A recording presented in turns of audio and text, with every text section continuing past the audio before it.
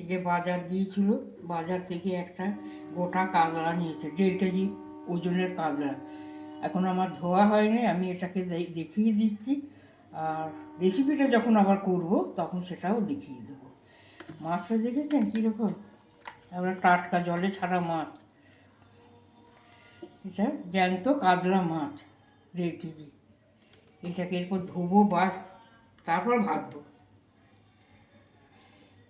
আপনারা এরকম করবেন, আনবেন, খাবেন, আর আমার সঙ্গে থাকুন, সাথে থাকুন, পাশে থাকবেন, আর লাইক করুন। যারা নতুন মুখ নিয়ে আসেন সাবিত্রী মুখার্জি রান্না করে, তারা অবশ্যই যেন সাবস্ক্রাইব করুন, করতে যেন ভুলবেন না। খুব কাঁচা মাছ দেখিয়েছি, এগুলো ভাজা হয়ে গেছে, ফুলকপি ভাজা আছে, বড়ি ভাজা হয়ে গেছে, আলু সিদ্ধ করতে দিয়েছি, এখানে আদা জিরে বাটা হয়ে গেছে, পেঁয়াজ টমেটো এটাও মিক্স করা হয়ে গেছে। এইগুলো দিয়ে রেসিপিটা কী করবো সেটা আবার পরে আমি দেখাবো, পরে আবার দেখাবো।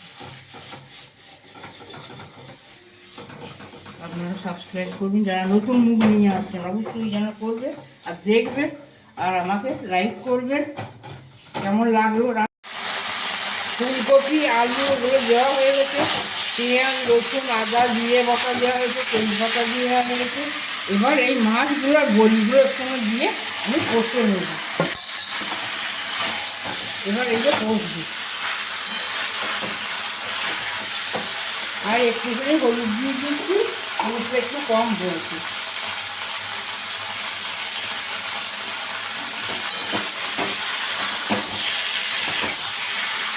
এটা হবে কাতলা মাছের পাতলা ঝোল, ফুলকপি আলু পেঁয়াজ রসুন দিয়ে কাতলা মাছের পাতলা ঝোল হবে। আর বাড়িতে আমার গেস্ট আসবে, গেস্ট আসবে আমারই বড় মেয়ে জামাই আসবে, এসে ওরা খাবে বিকেলে।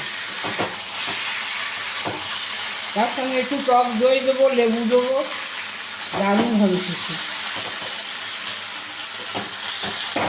এটা কষা হয়ে গেলে জল ভরে দেবো। কীরকম কষাটা কীরকম হচ্ছে, কালারটা কীরকম হচ্ছে দেখুন। তারপরে কাশ্মীরি লঙ্কার গুঁড়ো পড়বে, ঝাল লঙ্কার গুঁড়ো পড়বে। কাতলা ঝোল আমার হয়ে গেছে। ফুলকপি আর এখনও ফুটছে, দেখুন বড়ি আছে, ফুলকপি আছে, আলু আছে, কাতলা মাছ আছে, তার সাথে আছে আদা জিরে বাটা পেঁয়াজ টমেটো পাতি লেবু দই, এই দিয়ে আমার কাতলা মাছের পাতলা ঝোল। কীরকম কালার হয়েছে দেখছেন? খালি খেতে নিশ্চয়ই ভালো হবে, আর খাবেও সবাই চেটে ফুটে। আপনারাও যদি পারেন এইরকম করবেন, খাবেন, আমাকে সাবস্ক্রাইব করবেন, লাইক করবেন, সঙ্গে থাকবেন।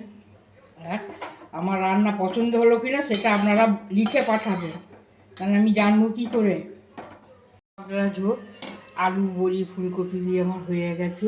দেখে মনে হচ্ছে না বিয়ে বাড়ির তরকারি, কালারটা কীরকম হয়েছে দেখেছেন? আরে রান্নাটা দেখে আমাকে সাবস্ক্রাইব করবেন, লাইক করবেন, সঙ্গে থাকবেন, সাথে থাকবেন, আর কীরকম হলো সেটা লিখে পাঠাবেন, পছন্দ হয়েছে কি না, তাহলে আমি আরও ভালো করে দেখাবো আপনাদেরকে।